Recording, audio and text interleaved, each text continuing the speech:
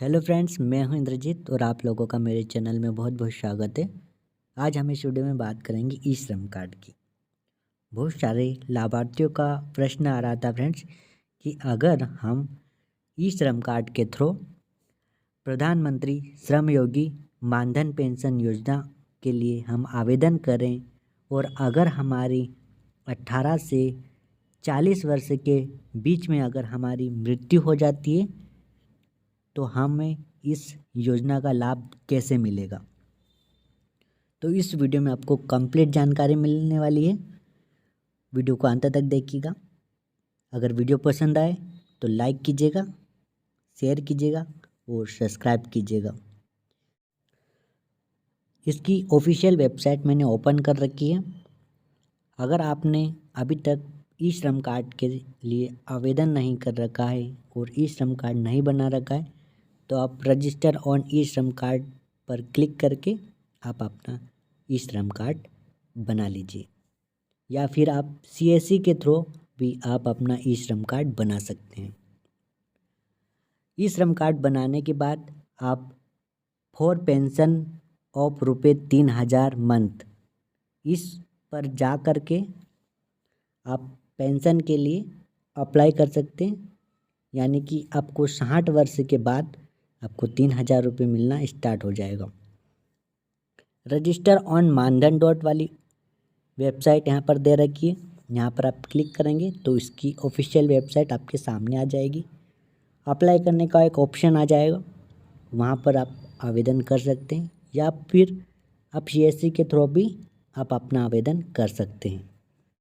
इसकी official website पर मैंने क्लिक किया है तो हम मेन पेज पर आ चुके हैं। यहाँ पर देख सकते हैं प्रधानमंत्री मानधन श्रम योगी मानधन योजना के क्लिक डिटेल वाले ऑप्शन पर क्लिक करेंगे और अपनी डिटेल्स आप चेक कर सकते हैं। आपकी आवेदन करने के लिए एज 18 से 40 होना चाहिए। आपकी मंथली इनकम 15,000 रुपये से कम होनी चाहिए और उसी के बाद आपको जो 3000 रुपये मंथ मिलने वाला है। ओके, तो आप देखिए डिटेल्स वाले ऑप्शन पर आप क्लिक करें।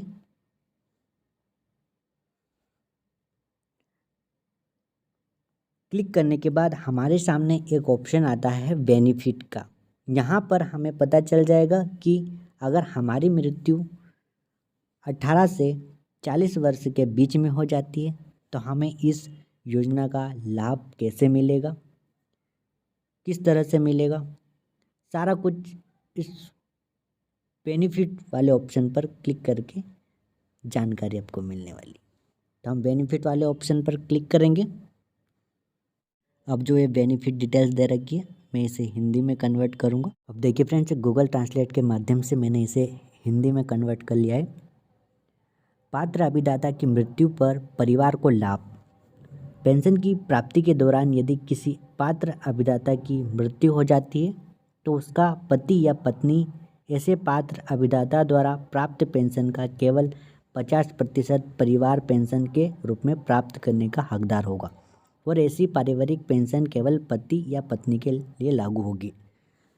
अब देखिए फ्रेंड्स, यहाँ पर स्पष्ट दे रखा है अगर पति या पत्नी की उम्र 60 वर्ष हो जाती है और उसको 3000 रुपये पेंशन मिलना शुरू हो जाती है और अगर किसी कारणवश पति या पत्नी की मृत्यु हो जाती है तो उसे 50% यानी कि 1500 रुपये पेंशन मिलने वाली है। अपंगता पर लाभ। यदि एक पात्र अभिदाता ने नियमित अंशदान दिया है और 60 वर्ष की आयु प्राप्त करने से पहले किसी कारण से स्थायी रूप से अक्षम हो गया है और इस योजना के तहत योगदान जारी रखने में असमर्थ है तो उसका पति या पत्नी नियमित रूप से भुगतान करके योजना के साथ जारी रखने का हकदार होगा। इस तरह के ग्राहक द्वारा जमा किए गए अंशदान का हिस्सा पेंशन फंड द्वारा वास्तव में अर्जित ब्याज के साथ या बचत बैंक ब्याज दर पर ब्याज जो भी अधिक हो प्राप्त करके योजना से बाहर निकले। अब यहाँ पर देखिए एक अगला नेक्स्ट पॉइंट आपके सामने आता है। अगर पेंशनधारी की उम्र 60 वर्ष हो जाती है, ओके, या वह अगर किसी कारण से विकलांग हो जाता है तो वह इस योजना से बाहर निकल सकता है। ओके, और जितना भी उसने फंड जमा कर रखा है, गवर्नमेंट का फंड प्लस उसका फंड मिला करके वह इस योजना से बाहर निकाल सकता है और जो भी पैसे हैं वह अपने बैंक अकाउंट में ट्रांसलेट करवा सकता है। अगर वह किसी कारण से 60 वर्ष पूर्ण हो जाती है उसकी आयु, और अगर वह किसी कारण से फंड जमा नहीं कर पाता है तो वह इस योजना से बाहर भी निकल सकता है। ओके, और अपने अकाउंट में ट्रांसफ्लोट भी करवा सकता है। ओके, उसको यहाँ पर देख सकते हैं कि बचत बैंक की ब्याज दर भी उसको मिलने वाली है। पेंशन योजना छोड़ने पर लाभ यदि कोई पात्र ग्राहक उसके द्वारा योजना में शामिल होने की तारीख से 10 वर्ष से कम की अवधि के भीतर इस योजना से बाहर निकल जाता है तो उसके द्वारा योगदान का हिस्सा केवल उस पर देय ब्याज की बचत बैंक दर के साथ वापस कर दिया जाएगा। ओके फ्रेंड्स, अगर यहाँ पर देखिए, अगर पेंशनधारी मान लीजिए कि उसकी उम्र मान लीजिए कि 30 वर्ष है और वह इस योजना से बाहर निकल जाता है तो मान लीजिए जितना भी उसने फंड जमा कर रखा है तो उसके ब्याज के साथ उसे वापस कर दिया जाएगा। ओके, इस योजना से वह बाहर निकल जा सकता है और उसने जितना भी पैसा जमा कर रखा है उसको उतना वापस ब्याज पर उसे वापस पैसा मिल जाएगा फ्रेंड्स। ओके, उसको ब्याज भी मिलेगा फ्रेंड्स, जितना उसने जमा कर रखा है उसका ब्याज मिलेगा। यदि कोई पात्र अभिदाता अपने द्वारा योजना में शामिल होने की तिथि से 10 वर्ष या उससे अधिक की अवधि पूरी करने के बाद लेकिन 60 वर्ष की आयु से पहले बाहर निकलता है तो उसका योगदान का हिस्सा केवल उस पर संचित ब्याज के साथ ही वापस किया जाएगा।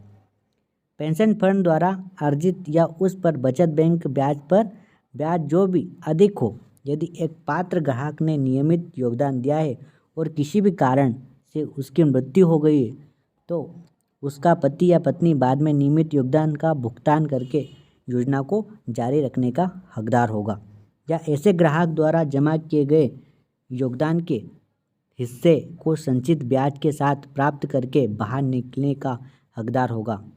जैसा कि वास्तव में पेंशन फंड द्वारा या उस पर बचत बैंक की ब्याज दर जो भी अधिक या द्वारा अर्जित किया गया हो, ग्राहक और उसके पति या पत्नी की मृत्यु के बाद कोष को वापस जमा कर दी जाएगी। अब देखिए फ्रेंड्स, यहाँ पर हमारा जो कहने का तात्पर्य है, यहाँ पर हम जो समझाना चाहते हैं यहाँ पर उसका पूरा आंसर दे दिया है कि अगर पति या पत्नी के 18 वर्ष से लगाकर 40 वर्ष के बीच में अगर मृत्यु हो जाती है, ओके, मान लीजिए कि पति की मृत्यु हुई है तो पत्नी को जितना भी पैसा उसने फंड जमा कर रखा है सारा का सारा पैसा उसकी पत्नी को मिल जाएगा। ओके, जो भी जमा करता है ब्याज के साथ मिलेगा। यहाँ पर देख सकते हैं कि ब्याज के साथ जितना भी पैसा जमा कर रखा है उसे उसकी पत्नी को मिलने वाला है। या फिर अगर उसकी पत्नी नियमित उसका भुगतान करना चाहती है, मान लीजिए कि उसकी मृत्यु हो गई है, 40 वर्ष के पहले उसकी मृत्यु हो गई है और वह इस योजना में नियमित भुगतान करना चाहती है तो वह भुगतान कर सकती है।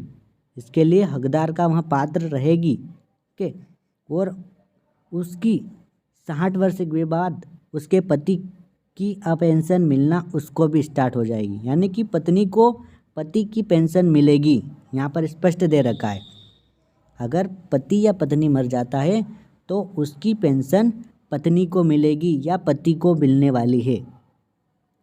ओके, और यहाँ पर आपको जीवन बीमा 2 लाख रुपए का जीवन बीमा भी मिलता है फ्रेंड्स। ओके, यहाँ पेंशन का जो फंड है जो भी जमा करता है वो तो मिलेगा ही, साथ ही आपको 2 लाख रुपए का जीवन बीमा भी यहाँ पर मिलेगा। ओके, और ई श्रम कार्ड की जो भी फैमिली की जो भी इस श्रम कार्ड के थ्रू आपको बेनिफिट होने वाला है वो सारा कुछ आपको इस श्रम कार्ड के थ्रू फैमिली को मिलने वाला है। अगर पति पत्नी की मृत्यु हो जाती है तो। ठीक है फ्रेंड्स, तो यहाँ पर क्लियर हो गया है फ्रेंड्स। आप समझ चुके होंगे कि मृत्यु हो जाने पर क्या होगा। जो भी पैसा है आप जितना भी जमा करते हो तो सारा का सारा पैसा आपको ब्याज की दर पर आपको तुरंत मिल जाएगा। ओके, तो नॉमिनी जब भी हम फॉर्म फिलअप करवाते हैं तो वहाँ पर नॉमिनी की डिटेल्स एंटर करते हैं, माता पिता या पत्नी या पति की डिटेल्स एंटर करते हैं कि जब भी अगर हमारी मृत्यु हो जाती है तो वहाँ पैसा उस व्यक्ति को वहाँ फंड मिले। ठीक है फ्रेंड्स, आप समझ चुके होंगे। तो वीडियो अच्छा लगा हो तो वीडियो को लाइक कीजिएगा और हमारे चैनल को सब्सक्राइब कीजिएगा। Thank you friends.